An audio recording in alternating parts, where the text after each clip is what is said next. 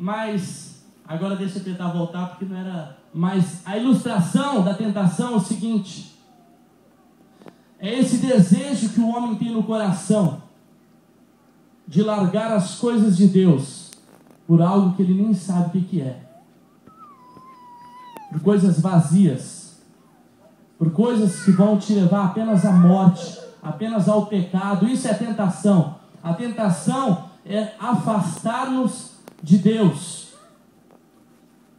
Duas coisas o povo de Israel fez: escolheram o pecado e escolheram o pecado acima de Deus. Eu mesmo disse, se vocês, aqui Deus está dizendo, se eles escolhessem a Deus, o que ia acontecer? Com a alegria eu te trataria como se tratam filhos.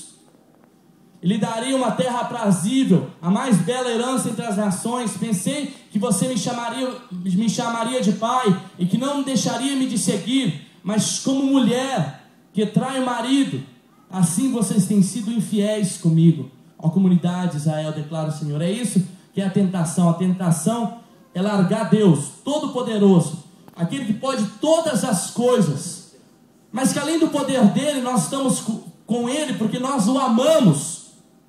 É largar esse Deus Todo-Poderoso por uma carteira vazia,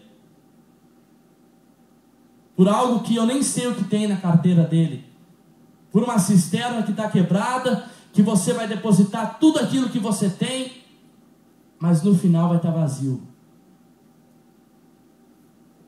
É isso que o mundo nos oferece lá fora: cisterna vazia. Entrando na mensagem, Tiago 13:16 diz assim: quando alguém for tentado, jamais deverá dizer, estou sendo tentado por Deus, pois Deus não pode ser tentado pelo mal, e a ninguém tenta. Cada um, porém, é tentado pelo quê? Pela própria cobiça, sendo por estar arrastado e seduzido. Então a cobiça, tendo engravidado, dá a luz ao pecado, e o pecado, após ter consumado, gera morte. Meus amados, não se deixem enganar. Tentação é inclinação para o pecado, a sedução para cometer aquilo que é mal, aquilo que nos separa de Deus. Uma coisa eu quero deixar claro: a tentação em si, ela não é pecado. Você ser tentado não é pecado. Um exemplo: você trabalha numa empresa, você é gerente da empresa, está passando por uma situação financeira muito ruim, e você sabe que o sistema da empresa ali não é muito bom e que é fácil de pegar um dinheiro. Aí vem a tentação. A tentação em si, o pensamento, não é pecado. A própria palavra diz, então, ali, cada um, porém, é tentado pela própria cobiça. Aí depois que você é tentado, é arrastado e seduzido. Dá a luz ao pecado, aqui, ó, tendo engravidado, dá a luz ao pecado, e o pecado, após ser consumado, gera o quê? Morte, separação de Deus. Tentação é inclinação, então não é o pecado, é a sedução para cometer o pecado ou aquilo que é mal. O propósito da tentação é destruir uma pessoa e o seu caráter, levá-la ao inferno. Quando tentamos, quem nos tenta?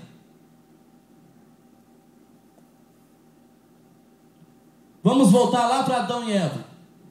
O que aconteceu lá?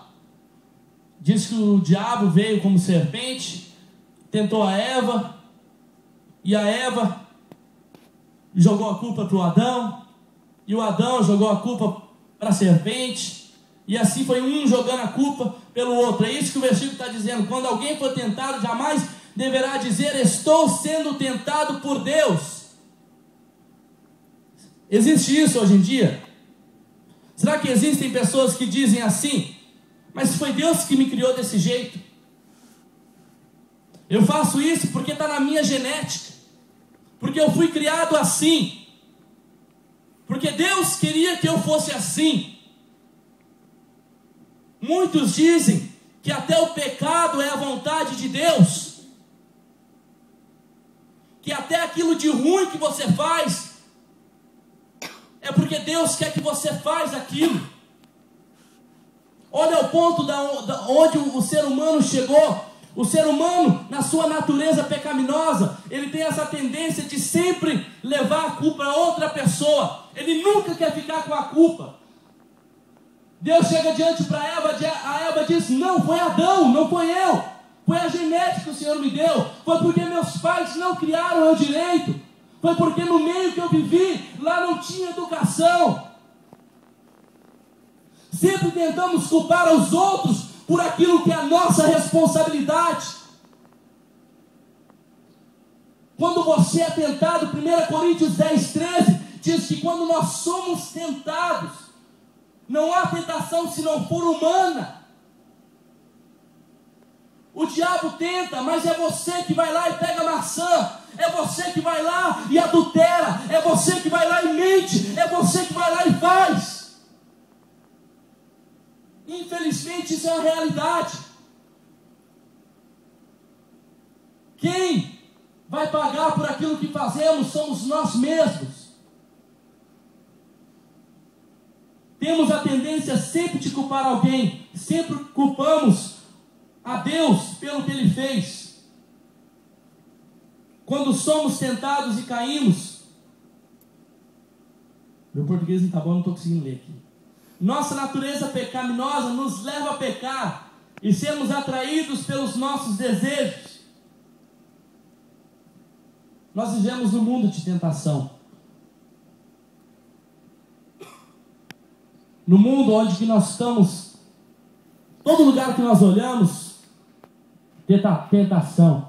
É cerveja, é álcool, é jogo, mulheres, orgulho, mentira, inveja, poder, fama. Quer um exemplo?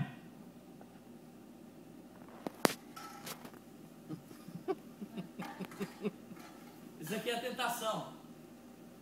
Era para estar um pouquinho mais alto, era para me ver isso. A tentação é isso. Todo lugar que eu olho aqui, ela está ao meu redor. Você olha para um lado, é o diabo tentando com você com mulher. Você olha do outro, é o diabo tentando você com a cerveja. Isso é tentação. Mas agora eu quero falar como vencermos a tentação. É importante saber o que é tentação. Mais importante é como vencermos a tentação.